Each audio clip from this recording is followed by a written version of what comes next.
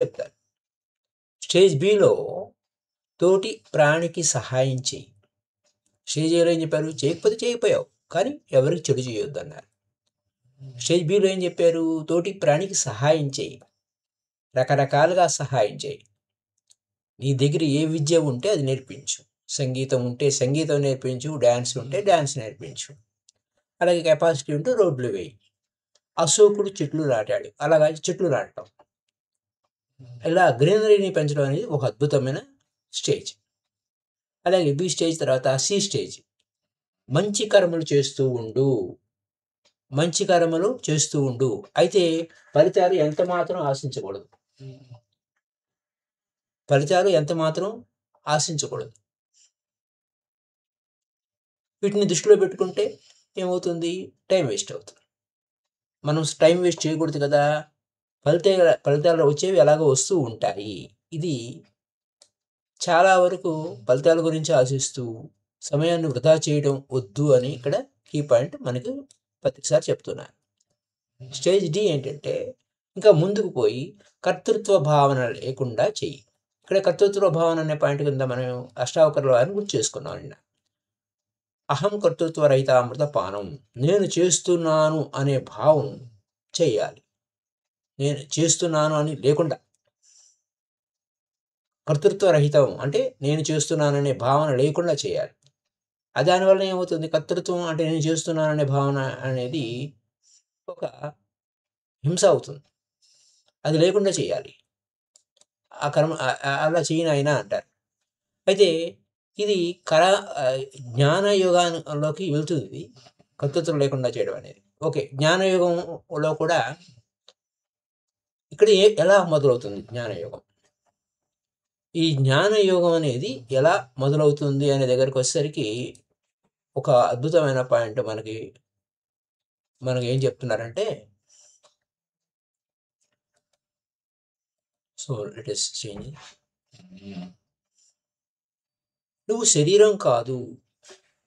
ఇక్కడ key point మొదలవుతుంది. You are not the body. నువ్వు శరీరమే కాదు, మనసు కాదు.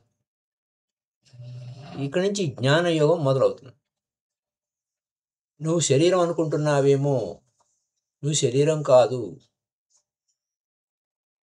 ఆత్మవి. నువ్వు మనసు కాదు, శరీరము కాదు, ఆత్మవి. ఈ యొక్క జ్ఞానం ఎక్కడి నుంచి స్టార్ట్ అవుతుంది? నువ్వు ఆత్మవి. చనిపోయిన తర్వాత స్వర్గం, నరకం అనేవి ఉన్నాయి. ఈ ఒక్క లోకమే అనుకుంటున్నావు, ఎన్నో లోకాలు ఉన్నాయి. నీకు అపారమైన శక్తి ఉంది. నువ్వు ఆత్మ పదార్థానివి, ఆత్మవి. నువ్వు సాధించలేనిది ఏదీ లేదు. నువ్వు సాధించలేనిది ఏదీ లేదు. కావాలంటే గాల్లో ఎగరగలవు, నీటి మీద నడవగలవు అని చెప్తుంటారు. ఇది జ్ఞానయోగం. ఇదంతా కొత్తది. ఇది జ్ఞానానికి సంబంధించింది. నీకు చావు లేదు, సంతోషంగా ఉండు. చనిపోయిన తర్వాత చనిపోయిన నీ తల్లి, తండ్రి వేరే లోకాల్లో ఉన్నారు. కావాలంటే వాళ్ళతో వెళ్ళి మాట్లాడచ్చు బతికుండగా. నువ్వు కూడా చనిపోయిన తర్వాత వాళ్ళ దగ్గరికి వెళ్తావు. కనుక ఏడవలసిన అవసరం లేదు. ఇలాంటి విశేషాలన్నీ జ్ఞానయోగంలో చెప్తూ ఉంటారు. మొదటి భాగంలో మనం ఏమన్నాం? వేదాంతం వినడం, ప్రవచనాలు వినడం మొదలవుతుంది. అప్పటి వరకు వినని విషయాలు, ఇవన్నీ కొత్త విషయాలు. కర్మయోగంలో ఈ జ్ఞానానికి సంబంధించిన ప్రవచనాలు వినడం కానీ, గీత పాఠాలు వినడం కానీ, జీసస్ క్రైస్ట్ బోధ వినడం కానీ ఉండవు. జ్ఞానయోగం మొదలైనప్పుడు శ్రవణం చెయ్యి. ఏం చేయాలి? శ్రవణం చెయ్యి, మననం చెయ్యి, నిధిధ్యాసన చెయ్యి, సాక్షాత్కారం చెయ్యి. ఈ యొక్క విశేషం ఏంటంటే శ్రవణము. నువ్వు బాగా విను. ఆయన ఏం చెప్తున్నారు, ఆ భగవద్గీత ఏం చెప్తుంది, గీతా యజ్ఞాలు జరుగుతున్నాయి విను, మెడిటేషన్ గురించి చెప్తున్నారు విను. ఊరికే వినిరా, తర్వాత సంగతి చూద్దాం. మొదటిగా బాగా శ్రవణం చేయని చెప్తారు. అంతకుముందు ఇవన్నీ పట్టవు, ఇప్పుడు మెల్లమెల్లగా పట్టుబడుతూ ఉంటాయి. అయితే ఈ శ్రవణంలోనే కొన్ని జన్మలు జరిగిపోవచ్చు అనే పాయింట్ ఉంది. కేవలం వింటారు, బాగుంది అంటారు, చప్పట్లు కొట్టేస్తారు, వెళ్ళిపోతూ ఉంటారు. తర్వాత డే టు డే లైఫ్లో ట్రాన్స్ఫర్మేషన్ ఏ విధంగా జరిగింది, నిత్య జీవితంలో ఏ విధంగా జరిగింది అన్న విషయం వినరు. అయితే ఇక్కడ మనం నిన్న ఒక పాయింట్ చెప్పుకున్నాం. ఏంటంటే గీత ఒక శ్లోకం చెప్పుకున్నాం. క్లైబ్యం మాస్మగ మహాపార్థ, క్లైబ్యం మాస్మగ మహాపార్థ నా ఏతత్వై ఉపపద్యతే, క్షుద్రం హృదయ దౌర్బల్యం త్యక్తోతిష్ట పరంతప అని మనం చెప్పుకున్నాం. ఏంటంటే ఈ ఈ యొక్క ఈ శ్లోకం 2వ అధ్యాయం 3వ శ్లోకం అన్నమాట. నిత్య జీవితానికి ఒక శక్తివంతమైన సందేశం ఇస్తుంది. అంటే నువ్వు ఈ సందేశం విన్నావు, విన్న తర్వాత దాన్ని ఎలా అప్లై చేయాలి అనే పాయింట్ గురించి గుర్తు చేసుకుందాం. కృష్ణుడు అర్జునుడికి చెప్పిన మాటలు భయము, బలహీనత, నిరాశ వంటి వాటిని వదిలిపెట్టాయి. భయము వద్దు, బలహీనత వద్దు, నిరాశ వద్దు, వీటిని వదిలిపెట్టు. ధైర్యంతో జీవితంలోని సవాళ్ళను ఎదుర్కోవాలని బోధిస్తాడు. ఈ శ్లోకం నిత్య జీవితంలో ఎలా ఉపయోగపడుతుంది అంటే పిరికితనాన్ని, భయాన్ని వదులుకోవాలి అనే పాయింట్ మీద మనకు ఉపయోగపడుతుంది. మన జీవితంలో అనుకోని కష్టాలు ఎదురైనప్పుడు భయము, పిరికితనంతో వాటిని వదులుకోవాలని చూస్తాం. కానీ ఈ శ్లోకం మనకి ఏమని బోధిస్తుందంటే వాటి నుండి బయటపడు, నిశ్చయంగా ధైర్యంగా ముందుకు సాగిపో అని ప్రోత్సహిస్తుంది. ఒక కొత్త ఉద్యోగం ప్రయత్నం చేయాలనుకున్నప్పుడు భయపడుతూ ఉంటే, వెనకడుగు వేస్తూ ఉంటే ముందుకు వెళ్ళలేము. కానీ వెళ్ళవలసింది ఏంటి? ధైర్యంగా ముందుకు వెళ్ళాలి, భయపడకుండా ధైర్యంగా ముందుకు వెళ్ళాలి. భయం కారణంగా వెనకడుగు వేయకుండా ధైర్యంగా ముందుకు వెళ్ళాలి. ఇదంతా మానసిక బలహీనతలు తొలగించుకోవాలి అనేది మనోవైజ్ఞానిక శాస్త్రం అంటారు ఓషో గారి యొక్క జ్ఞానాన్ని. కొన్నిసార్లు సమస్యలకు భయపడి మనసులో బలహీనతలుగా మారిపోతాయి. సమస్యలకు భయపడితే మనసులో బలహీనంగా మారిపోతాం. మరి ఈ క్షుద్రం హృదయ దౌర్బల్యం అని అన్నారు ఆయన. అంటే దాన్ని వదిలిపెట్టు, మన ఆత్మశక్తిని గుర్తు చేసుకో అని చెప్తుంది. ఇది జ్ఞానం. మన నిజమైన స్వభావం అది నిర్భయంగా ఉండటం. మన రియాలిటీ ఏమిటి? What is our reality? Be fearlessness, నిర్భయంగా ఉండటం. అది అక్కడ ఉన్నటువంటి కీ పాయింట్ అన్నమాట. సో అలాగే వ్యాపారంలో నష్టం వచ్చినప్పుడు నిరాశ చెందకుండా ఆత్మవిశ్వాసంతో మళ్ళీ ప్రయత్నిస్తూ ఉండు. అలా ప్రయత్నించడం వలన ధైర్యం వస్తుంది. బాధ్యతలు నిర్వర్తించడానికి నిలబడాలి. యుద్ధం చేయకుండా పారిపోవాలనుకున్న అర్జునుడికి తన బాధ్యతలను గుర్తు చేస్తూ నిలబడి పోరాడమని కృష్ణుడు చెప్పాడు కదా. ఇది మన జీవితంలో ఎలా ఉపయోగపడుతుంది? మన బాధ్యతలను, కర్తవ్యాలను నిర్వర్తించడానికి మనసును సిద్ధం చేసుకోమని. మన బాధ్యతలను, కర్తవ్యాలను నిర్వర్తించుకోవడానికి మనసును సిద్ధం చేసుకోవాలి. ఒక విద్యార్థికి పరీక్షల గురించి భయపడి చదవటం మానేయకుండా దాన్ని ఎదుర్కోవడానికి నిలబడాలి. ఆత్మవిశ్వాసం, స్వీయ గౌరవాన్ని నిలబెట్టుకోవడం, సెల్ఫ్ రెస్పెక్ట్ అన్నమాట ఆత్మవిశ్వాసం వల్ల. కాబట్టి అలాగే మనం కూడా, అంటే అక్కడ కృష్ణుడు అర్జునుడికి ఏం చెప్పాడు? పార్థ, పరంతప అనే పేరుతో అతని గొప్పతనాన్ని గుర్తు చేశాడు. నువ్వు ఎలాంటి వాడివి అని. ఇక్కడ అదే విషయం చెప్తున్నారు. నువ్వు శరీరం కాదు, మనసు కాదు, ఆత్మవి అని. మనం కూడా మన సామర్థ్యాలు, స్వీయ గౌరవాన్ని గుర్తించుకుని మన పనులను సమర్థవంతంగా పూర్తి చేయమని ఈ శ్లోకం సూచిస్తుంది. అలాగే తక్కువ ఇన్ఫీరియారిటీ కాంప్లెక్స్ లోను కావద్దు. తక్కువ ఆత్మవిశ్వాసంతో బాధపడుతున్నప్పుడు మనం మన బలాన్ని గుర్తు చేసుకుని ముందుకు సాగాలి. అంటే సమస్య ఉంది, దాన్ని ఏం చేయాలి అనే దానికి కౌంటర్ రియాక్షన్ కూడా మనకి ఇక్కడ చెప్పుకుంటున్నాం అనమాట. సమస్యలు వస్తాయి, పోతాయి. వాటి నుండి పారిపోవడం పరిష్కారం కాదు. సమస్యలు వస్తాయి, పోతాయి. వాటి నుండి పారిపోవడం పరిష్కారం కాదు. ఈ శ్లోకం సమస్యలను ధైర్యంగా ఎదుర్కోవాలని, వాటి నుంచి పారిపోవద్దని ప్రోత్సహిస్తుంది. ఒక సమస్యను వదిలిపెట్టి పారిపోతే ఆ సమస్య మనల్ని జీవితాంతం వెంటాడుతుంది. అలాగే కుటుంబ సమస్యలు, పని ఒత్తిడి వంటి వాటిని నివారించడానికి బదులుగా వాటిని పరిష్కరించడానికి ప్రయత్నించాలి. ఈ యొక్క శ్లోకం ఒక వ్యక్తి ఎదుర్కొనే అన్ని రకాల మానసిక బలహీనతలను తొలగించుకుని ధైర్యం, ఆత్మవిశ్వాసం, నిస్వార్థ కర్మలతో జీవితంలో ముందుకు సాగడానికి ఒక ఇన్స్పిరేషన్ ఇస్తుంది. అలాగే ఇక్కడ మనకి ఏం చెప్తున్నారు? శ్రవణం విన్నాం, విన్న తర్వాత మననం చేసుకుంటున్నాం. నేను శరీరం కాదా, ఆత్మ. ఆత్మ ఎక్కడ ఉంది? నీ లోపలనే ఉందా? ఆ నీ లోపలికి వెళ్ళడానికి ఏం చేయాలి? కళ్ళు 2 మూసుకోవాలా? కళ్ళు 2 మూసుకోవాలి అంటే ఏమిటి? ఈ జ్ఞానంతో మనం ఎక్కడికి ప్రవేశిస్తామంటే మెడిటేషన్‌లోకి వెళ్ళిపోతాం. Unless 2 ice become 1 you cannot enter the Kingdom of God. అంటే 2 కళ్ళు ఒకటవ్వడం అంటే కళ్ళు 2 మూసుకుంటే మూడో కన్ను ఓపెన్ అవుతుంది. మూడో కన్ను ఓపెన్ అవ్వడం అంటే నీ లోపలికి నువ్వు వెళ్ళడం, ధ్యానం చేయడం. ఇదంతా "తే త్వం భుక్త్వా స్వర్గలోకం విశాలం క్షీణే పుణ్యే మర్త్యలోకం విశంతి" అని చెప్పారు భగవద్గీతలో కృష్ణుడు. నువ్వు ఈ అంటే నువ్వు ఇక్కడి నుంచి వెళ్ళిపోయిన తర్వాత ఏమవుతావు? ఆ స్వర్గలోకాన్ని, ఆ విశాలమైనటువంటి ఆ స్వర్గలోకాన్ని అనుభవించిన తర్వాత మళ్ళీ ఇక్కడికొచ్చేస్తావు. మళ్ళీ మళ్ళీ ఈ లోకానికి వస్తూ ఉంటావు. ఓహ్! మళ్ళీ మళ్ళీ వస్తున్నానా? స్వర్గలోకాలున్నాయా? ఈ విధంగా శ్రవణము, మననము చేసుకున్న తర్వాత ఇదేమిటి అన్న ప్రశ్న నుంచే మనకి జ్ఞానం మొదలవుతుంది.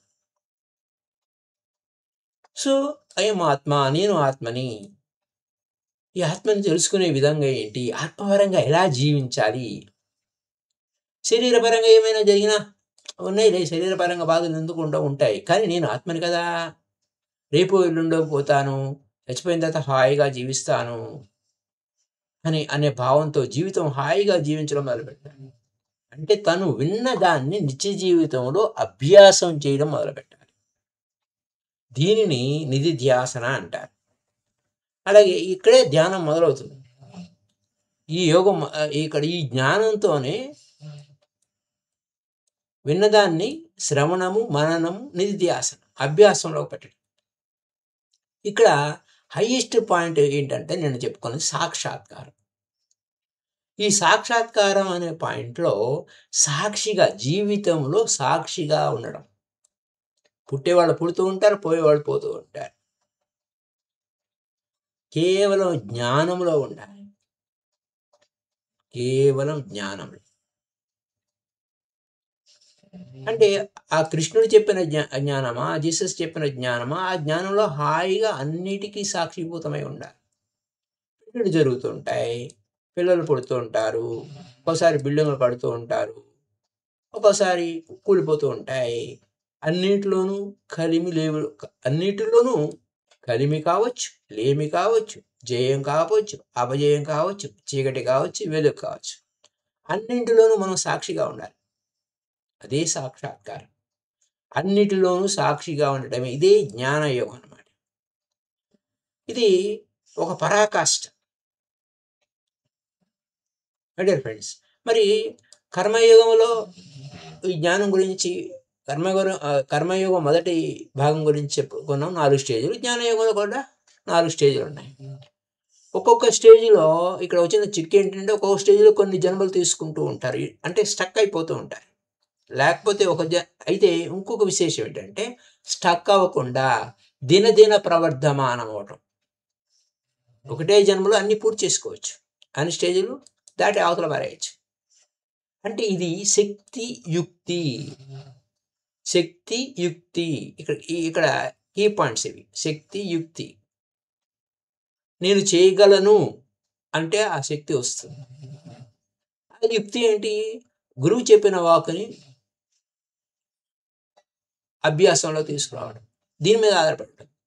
సో మై డియర్ ఫ్రెండ్స్, జ్ఞానయోగంలో మొదటి భాగం శ్రవణం, రెండవది మననం, మూడవది నిధిధ్యాసన అభ్యాసానికి, నాలుగవది సాక్షాత్కారం.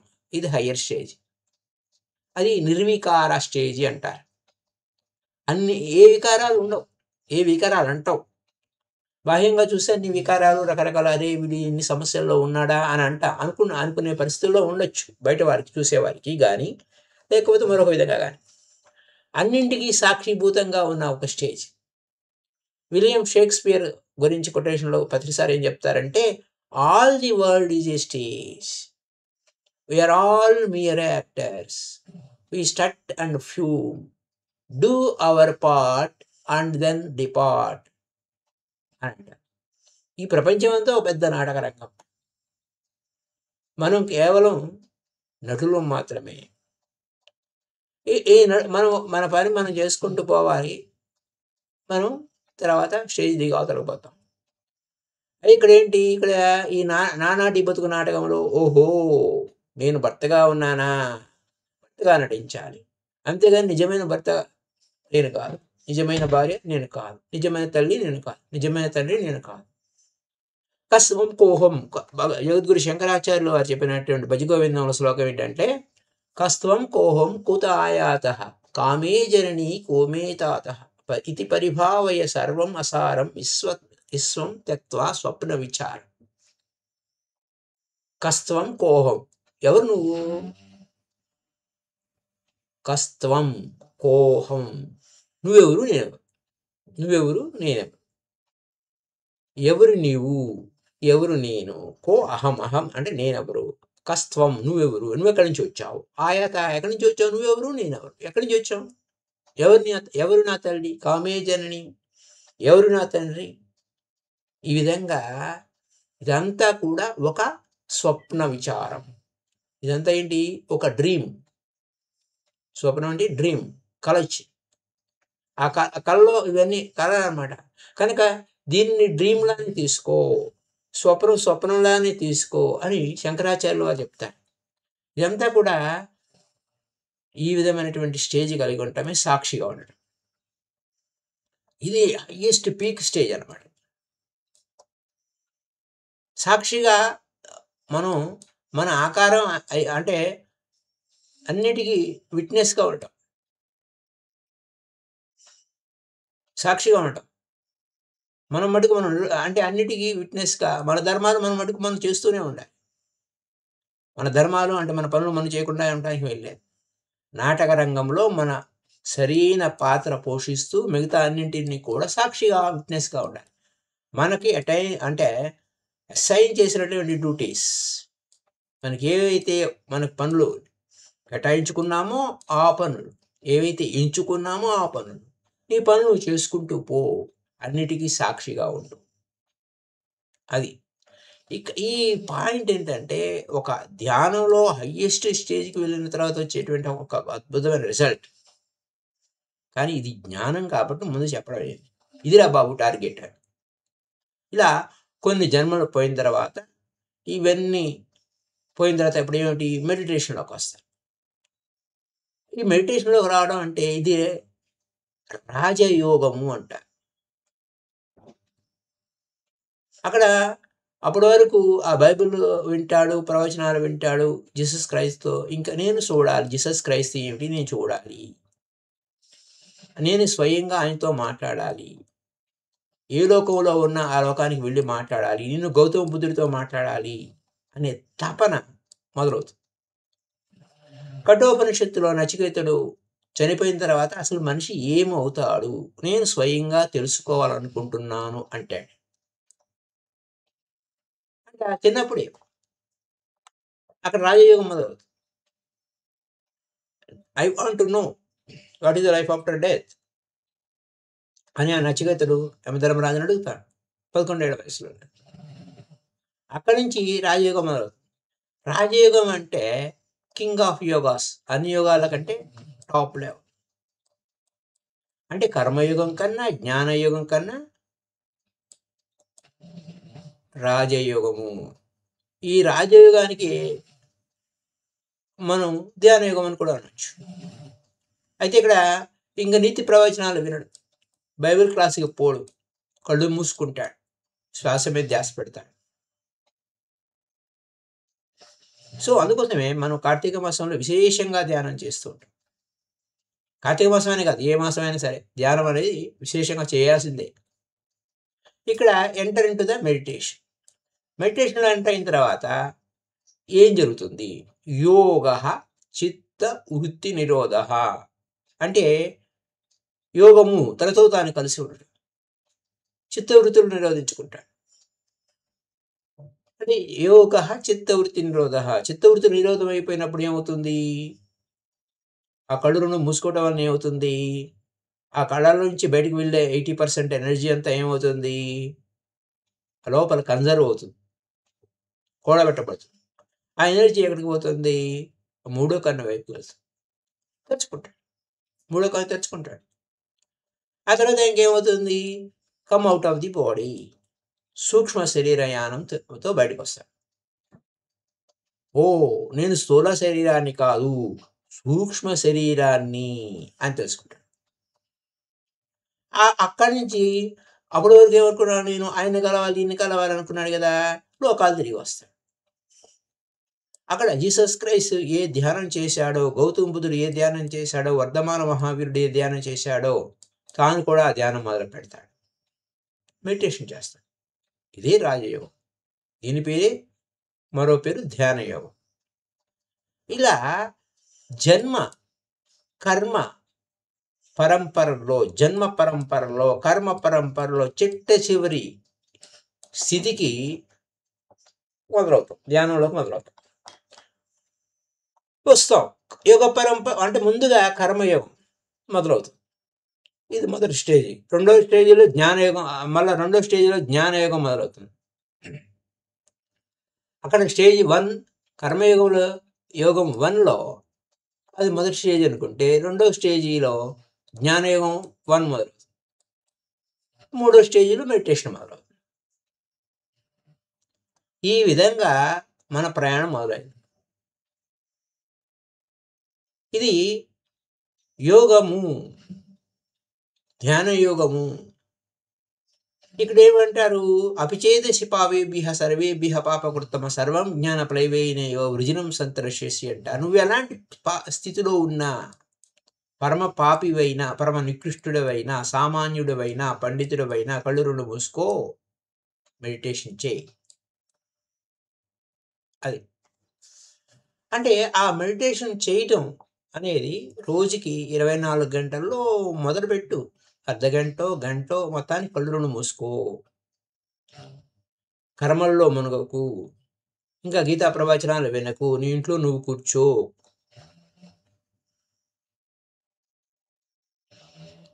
అలా చేతుల్లో చేతులు పెట్టుకొని కళ్ళు రెండు మూసుకొని, ఏ ఆలోచన లేకుండా హాయిగా సుఖంగా కూర్చుని చిత్తవృత్తి నిరోధం చేసుకుంటూ కూర్చోవడం అలవాటు చేసుకో. ఇలా కూర్చోవడం అలవాటు వలన పతంజలి చెప్పిన సూత్ర ఇక్కడ అప్లై అవుతుంది. ఈ జ్ఞానయోగం, ఈ జ్ఞానం పతంజలి నుంచి వచ్చిన జ్ఞానాన్ని ఇక్కడ అప్లై చేస్తాం. యోగ చిత్త వృత్తి నిరోధ. అక్కడ ఈ విధంగా నీ లోపల ఉన్న దేవుని రాజ్యంలో జీరు అన్న జీసస్ క్రైస్త మాట నీ లోపల ఉంది. ఇంకా లోపలికి పోవాలి, చెప్పాలి, చెప్పింది చేయాలి, ఆ గురువు చెప్పింది చేయాలి. లోపలికి పోతా. సో ఇక్కడ మన లోపలికి మనం పోవాలి. Kingdom of God is with in అంటే లోపలికి పోవాలి. దీని పేరే మెడిటేషన్. ఈ ధ్యానం అన్నా రాజయోగం అన్నా ఒకటి. ఇక్కడ జ్ఞానయోగం నుంచి ఆ జ్ఞానయోగాన్ని మనము ఈ ధ్యానయోగంగా, రాజయోగంగా మార్చుకున్నాం. నువ్వు ఎవరైనా కావచ్చు, నువ్వు ఏ స్థితిలోనే కావచ్చు, నువ్వు ఎలాంటి వాడివైనా కావచ్చు, నువ్వు ఏ ఉద్యోగం చేస్తున్నా, సద్యోగం చేస్తున్నా, ఎక్కడికి వచ్చినా, ఇంటికి వచ్చిన తర్వాత మెడిటేషన్ చేయాలి. బయట నువ్వు ఏ స్థితిలో ఉన్నా, ఏ అధికారిగా ఉన్నా, ఏ పోస్టులో ఉన్నా, ఏ పదవిలో ఉన్నా, ఏ మంత్రి పదవిలో ఉన్నా, ఎక్కడికి వెళ్ళినా నువ్వు మెడిటేషన్ ఖచ్చితంగా ఇంటికి వచ్చి మెడిటేషన్ చేయాల్సిందే. అంటే డస్ట్ అన్డస్ట్ చేయాల్సి వస్తుంది. బయట పడితే రకరకాల డస్ట్ పడుతుంది. సో లోపలికి వెళ్ళు. ఎలా పోతావు? కళ్ళు మూసుకో, నోటితో ఏమి చెప్పుకోవద్దు, నోరు మూసుకో, చేతులు రెండు కలిపి పట్టుకో, కాళ్ళు కలిపి కూర్చో, కాళ్ళు రెండు ఒకదాని మీద ఒకటి వేసి కూర్చో, లేదా ఏదైనా మంచి ఆసనం వేసి చూసుకొని చక్కగా గోడకి ఆనుకుని కూర్చో, చెట్టుగా ఆనుకుని కూర్చో, గదిని చీకటి చేసుకో. రాత్రిపూట పగలు ఎప్పుడు వీలైతే అప్పుడు అంటే ఒక కళ్ళు రెండు మూసుకుంటూ ఉండాలి, ఒక క్షణం కూడా వృధా చేయకుండా. అంటే పితామహపతి నుంచి మనకి ఏం చెప్తూ ఉంటారంటే, ఎవరి వయసు ఎంత ఉందో అన్ని నిమిషాలు ధ్యానం చేయండి. ఎవరి వయసు ఎంత ఉందో అన్ని నిమిషాలు ధ్యానం చేయండి. అది అక్కడ నా కీ పాయింట్. 5 ఏళ్ల పిల్లలు 5 నిమిషాలు, 10 ఏళ్ల వాళ్ళు 10 నిమిషాలు, 20 ఏళ్ల వాళ్ళు 20 నిమిషాలు, 30 ఏళ్ల వాళ్ళు 30 నిమిషాలు. ఇలా మినిమం, కనీస పక్షం. అంటే రోజుకి స్నానం ఎలా చేస్తామో, రోజు మన శరీరానికి స్నానం ఎలా చేస్తామో ఆత్మ కూడా స్నానం చేయడమే మెడిటేషన్. స్నానం చేయకపోతే శరీరం అంత గబ్బుగా ఉంటుందో, మెడిటేషన్ చేయకపోతే మన ఆత్మ అంత గందరగోళంగా ఉంటుంది. సో ధ్యానంలో మనకేమొస్తుంది? కాస్మిక్ ఎనర్జీ మనకు ప్రవేశిస్తుంది. కాస్మిక్ ఎనర్జీ మన లోపలికి వస్తుంది. ఈ కాస్మిక్ ఎనర్జీ ఎంటర్ అవ్వడం మనకి ధ్యానంలో ఒక అద్భుతమైన విశేషం. So my dear friends, up to now ఇక్కడ వరకు చెప్పుకుందాం. అలా రేపటి ఎపిసోడ్లో మరింత లోతుగా జ్ఞానయోగం నుంచి మరింత లోతుగా వెళ్దాం. అయితే ఇక్కడ విశేషం ఏంటంటే, the more you do the more you will benefit. Meditation ఎంత బాగా చేస్తామో ఈ జ్ఞానం మళ్ళీ మళ్ళీ వింటూనే ఉండాలి. ఎందుకంటే మన మనసు రకరకాల విషయాల వెంట పడుతూ ఉంటుంది. మరి దాన్ని మన ఓవర్ అండ్ ఓవర్ అగైన్ మన ఈ యొక్క జ్ఞానము శ్రవణము చేయాలి, మళ్ళీ తిరిగి మననం చేయాలి. ఎందుకంటే యుక్తి మార్గంలో ఉన్నప్పుడు అన్నిటినీ ఒకేసారి చేస్తూ ఉండాలి. శ్రవణము, మననము, నిధిధ్యాసన అభ్యాసంలో తీసుకురావాలి. సాక్షిగా ఉండటం అనేది అభ్యాసం చేయాలి. Witnessing consciousness is very very important.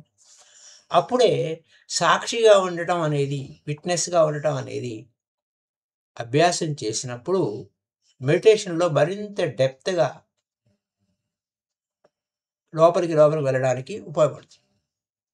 This the key point my dear friends. So అలాగే మనం ఈ యొక్క జ్ఞానాన్ని మరింత లోతుగా తీసుకెళ్ళడం కోసం మనం సాధన చేస్తూనే ఉండాలి. సో మై డియర్ ఫ్రెండ్స్, ఒక 10 నిమిషాలు ఆఖరిలో మెడిటేషన్ చేసి దీన్ని మనం ముగించుకుందాం. లాస్ట్